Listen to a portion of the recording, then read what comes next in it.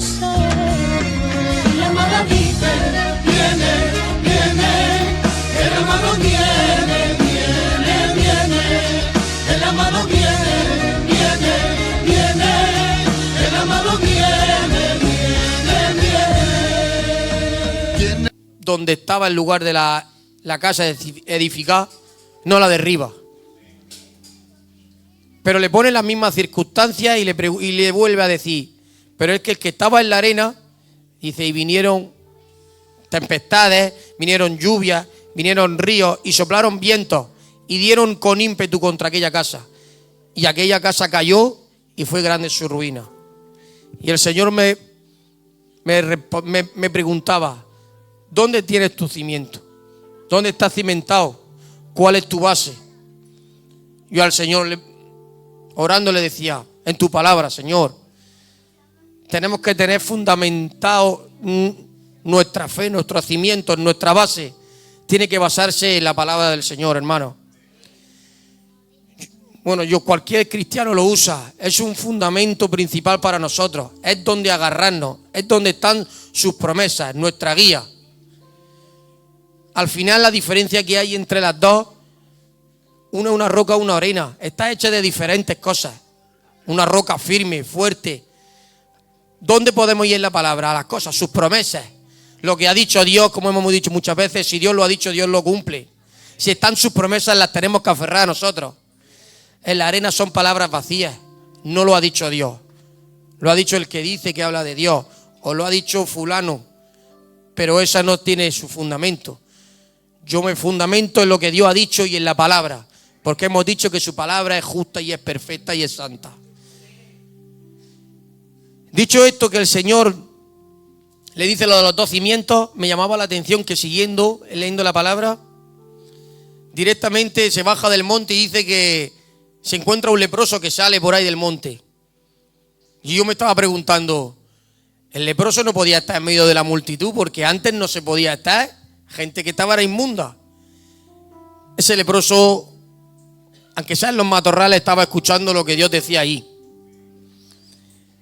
Ese leproso se estaba cimentando de lo que Dios decía en ese monte.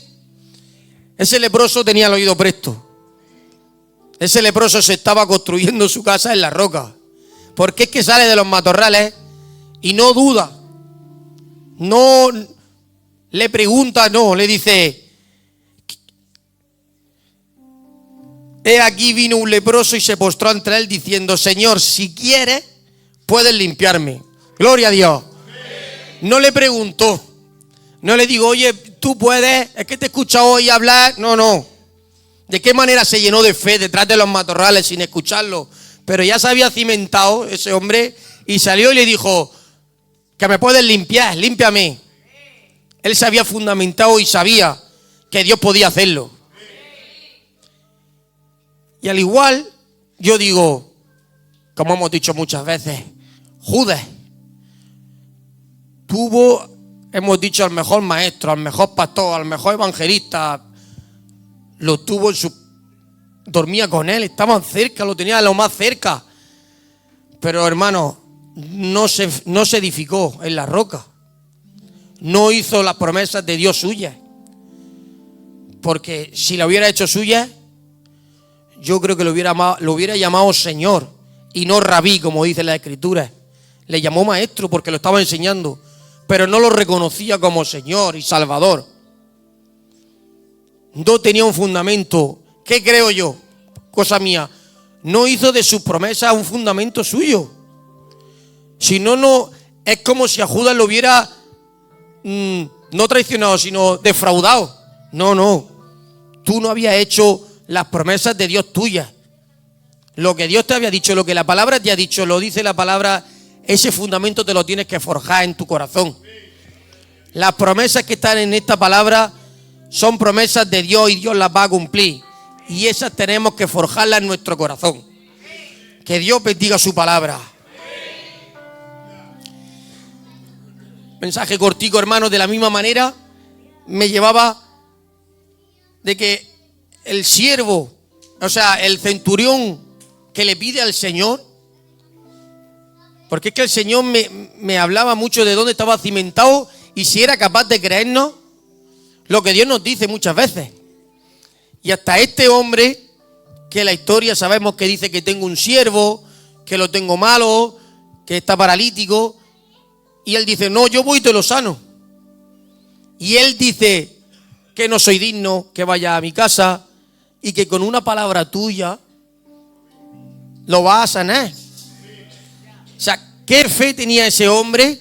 Yo no sé si se estaría también en el monte, pero ¿qué fe tenía ese hombre que él ya le dijo que con una sola palabra del Señor podía sanarlo? No necesitaba, tendría una cimentación. Ese hombre sabía lo que Dios era capaz de hacer. Y es que hasta Jesús le sorprende, porque dice literalmente que de cierto os digo que ni aún en Israel he hallado tanta fe. Un hombre con una fe, un hombre de Dios, un cristiano con esa roca firme, edificada en la palabra del Señor. No hay viento, no hay agua, no hay problema, no hay circunstancia que la derribe, siempre y cuando estemos cimentados en la roca que es Cristo Jesús. Que Dios bendiga mucho.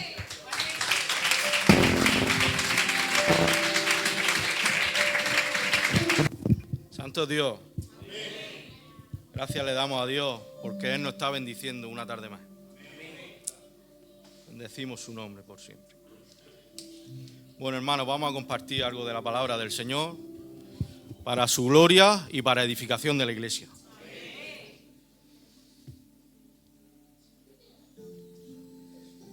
Vamos a leer un texto muy conocido que el Señor ha puesto en mi corazón, en el cual se narra muy parecido en dos lugares. Y lo vamos a leer seguido, ¿vale? Se encuentra en Primera de Corintios. Un versículo es en el capítulo 6, versículo 12, y el otro es en el 10 de la misma carta, en el capítulo 10, versículo 23. Y vamos a leer los dos porque son parecidos, pero en uno de ellos cambia un pequeño detalle. Y es que Dios en los pequeños detalles también marca diferencias. Porque a mí me ha pasado en mi vida, y es que dos palabras de Dios te pueden transformar por completo. Hay un dicho que dice que al buen entendedor pocas palabras le bastan. Pero yo voy a sacar otro dicho. Y es que al buen hablador pocas palabras le bastan. Y no hay nadie que hable como Dios. Aleluya, bendecimos su nombre por siempre. Y dice así la palabra del Señor. Todas las cosas me son lícitas, mas no todas convienen. Todas las cosas me son lícitas, mas yo no me dejaré dominar por ninguna. Y ahora dice el otro versículo, todas las cosas me son lícitas, mas todas no convienen. Todas las cosas me son lícitas, mas todas no edifican. Amén. Miren, hermano, este versículo se ha podido sacar de contexto. Y es entender que cuando dice todo me es lícito, de que está hablando del pecado. Pero de ninguna manera, porque lo lícito es lo permitido. Y Dios no permite el pecado, Dios lo aborrece. Lo que no es lícito son cosas que Dios nos permite en nuestra vida, porque nosotros vivimos en este mundo y necesitamos vivir nuestras cosas. Porque la vida del cristiano no se limita solamente en no pecar, sino también vivir en lo que nos conviene. Y si queremos madurar espiritualmente, hay que vivir en lo que nos conviene. Lo lícito es lo permitido, pero dentro de lo permitido hay que dar prioridad a lo que conviene. Miren, por ejemplo, todos tenemos móviles. Tener un móvil es lícito, pero allá yo digo, ¿pasar horas y horas con el móvil nos conviene? Es un ejemplo. Otro ejemplo, hermano, el comer, ¿nos es lícito? Claro que nos es lícito, pero comer de todo no nos conviene. Y yo voy a ponerme yo como ejemplo. Yo hoy he estado en el médico, porque llevo un tiempo con la tensión alta y el médico me ha dicho, ¿cómo come? Digo, pues como lo que no me conviene. Y es que a veces, hermanos, no comemos como nos conviene, comemos lo que nos apetece. Y es que tenemos que entender que nuestro cuerpo no es nuestro cuerpo es del Señor y que tenemos que cuidarlo. Otro ejemplo, hermanos, es en el ejercicio físico. Dice la palabra, Pablo a Timoteo,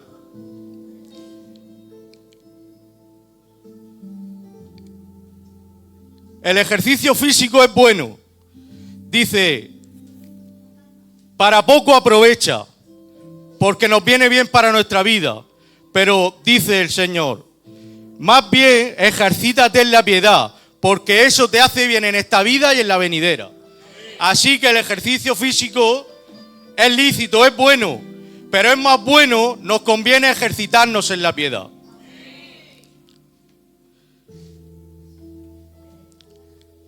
Aún en los quehaceres, en el trabajo, porque si un trabajo, como dice el versículo, todo me es lícito, mas todo no me conviene, yo no me dejaré dominar por ninguna de las cosas.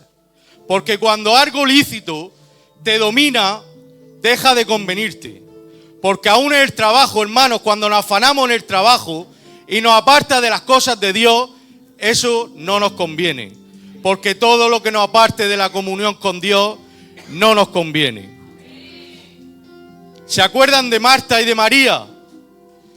Marta vivía haciendo sus quehaceres. Era lícito.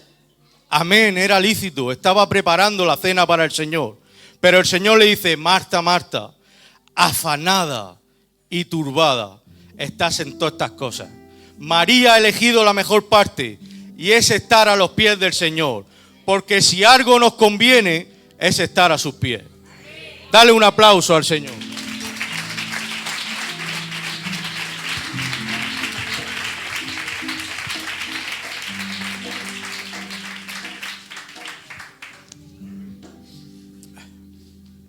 ¿Qué es vivir en lo que nos conviene? Mire, narra en el Evangelio de Juan una conversación. Y es que Jesús, esa noche ya va a ser entregado y va a ser crucificado. Y reúne a los apóstoles para prepararlo. Y les dice, venid, mirad, ha llegado la hora de que yo me vaya. Tengo que ir al Padre, pero no se turbe vuestro corazón. ¿Creéis en Dios? Creed también en mí. Porque si me voy, vendré y me tomaré a mí mismo. Porque me voy a preparar morada. Para donde yo esté, vosotros podéis estar. Y es que, imagínense, aquellos discípulos, los cuales habían dejado todo por el Señor, sus casas, sus trabajos, todo. Y ahora el Señor le dice que se va. Dice que se turbó su corazón. Pero el Señor les dice, esto os he dicho al principio, porque yo estaba con vosotros, pero ahora voy al que me envió y ninguno de vosotros me pregunta dónde vais. Antes, porque os he dicho estas cosas, tristeza ha llegado a vuestro corazón. Pero miren algo, miren lo que le dice el Señor, pero yo os digo la verdad. Y miren qué es lo que nos conviene. Os conviene que yo me vaya para que Él venga, porque si algo nos conviene en nuestra vida, es vivir en el Espíritu Santo. Es vivir cerca de Él. Es vivir en comunión con el Espíritu Santo. Es vivir en la dádiva del Espíritu Santo. No se turbe vuestro corazón, porque no os dejaré huérfanos. Yo enviaré al Consolador, el cual os guiará hacia toda verdad. Y es que el Espíritu Santo que mora en nuestras vidas nos guía hacia toda verdad. Eso sí es vivir en lo que nos conviene. Y es vivir en la comunión del Espíritu Santo. Dale un aplauso al Señor.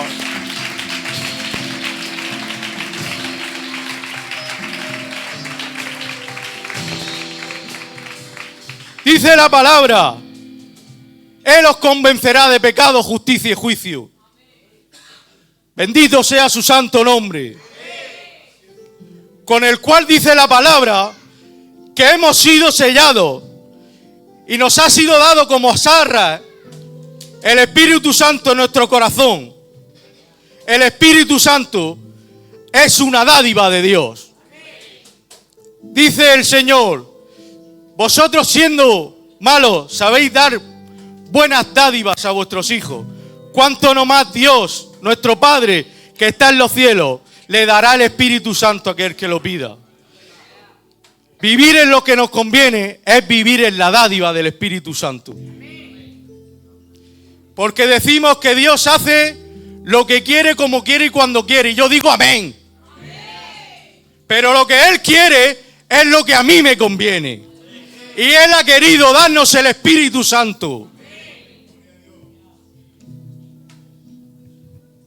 Dice en 1 Corintios 6:19, ¿acaso no saben que su cuerpo es templo del Espíritu Santo, quien está en ustedes y al que han recibido de parte de Dios?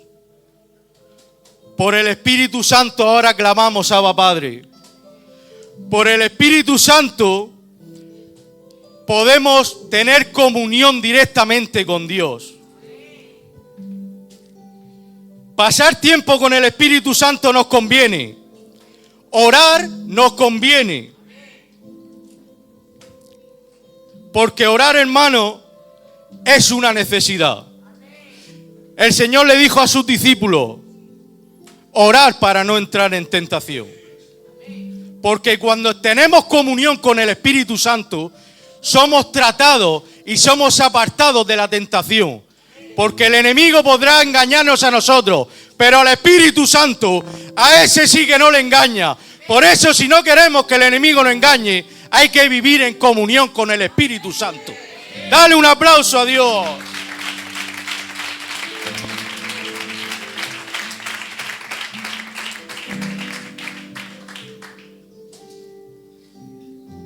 Pero en sí, quiero que entiendan algo, en sí no es la oración, porque la oración es hablar, en sí es con quién estamos hablando.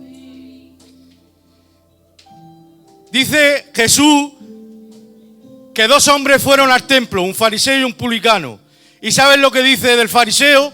Que oraba para sí mismo, no oraba para Dios. Y es que a veces, hermanos, nos ponemos a orar, pero ¿cuánto nos cuesta orar verdaderamente para Dios? A veces oramos para nosotros mismos. Y es que la verdadera oración es cuando hablamos directamente con Dios. Y solamente se puede hacer en espíritu y en verdad. ¿Qué dádiva más grande hemos recibido, hermano? Eso sí que nos conviene. ¿Cuántas veces pasamos tiempo en lo lícito? Pero no cuánto tiempo pasamos en lo que nos conviene. ¿Cuánto tiempo pasamos en nuestros quehaceres? Pero ¿cuánto tiempo pasamos en la comunión del Espíritu Santo? Estar aquí, hermano, estar aquí nos conviene. ¿Saben por qué? Vamos a leerlo.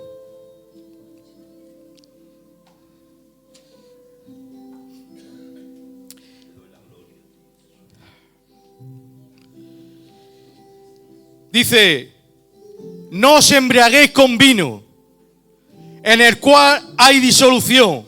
Antes bien, sed llenos del Espíritu Santo, hablando entre vosotros con salmos, con himnos, con cánticos espirituales, cantando, alabando al Señor en vuestros corazones, dando gracias por todos al Dios Padre, en el nombre del Señor Jesucristo. Estar aquí es estar lleno del Espíritu Santo. Cuando cantamos salmos, cuando cantamos alabanza, cuando nos congregamos, nos llenamos del Espíritu Santo. Porque si hay algo de lo que nos tenemos que embriagar, ese es del Espíritu Santo. Dice que si nos embriagamos con vino, trae disolución. Pero si nos embriagamos con el Espíritu Santo, eso trae unión. Dale un aplauso al Señor.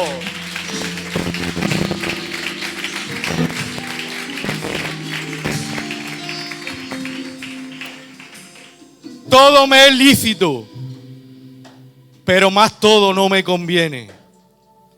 Lo que nos conviene es vivir en la dádiva del Espíritu Santo.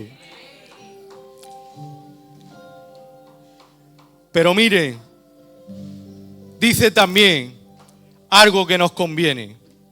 Y es que dice en Hebreo, hablando de Jesús, que tal sumo sacerdote nos convenía, santo y más sublime que los cielos, el cual, siendo tentado en todo pero sin pecado, puede compadecerse de nuestras debilidades. Qué gran dádiva nos ha dado el Señor, a su Hijo y al Espíritu Santo. Y yo digo, hermano, vivamos en lo que nos conviene. Vivamos en las dádivas de Dios. Que Dios bendiga en el nombre de Jesús. Amén. El amado dice, viene, viene, el amado viene, viene, viene, el amado viene, viene, viene, el amado viene, viene, viene. ¿Quién es la que sube?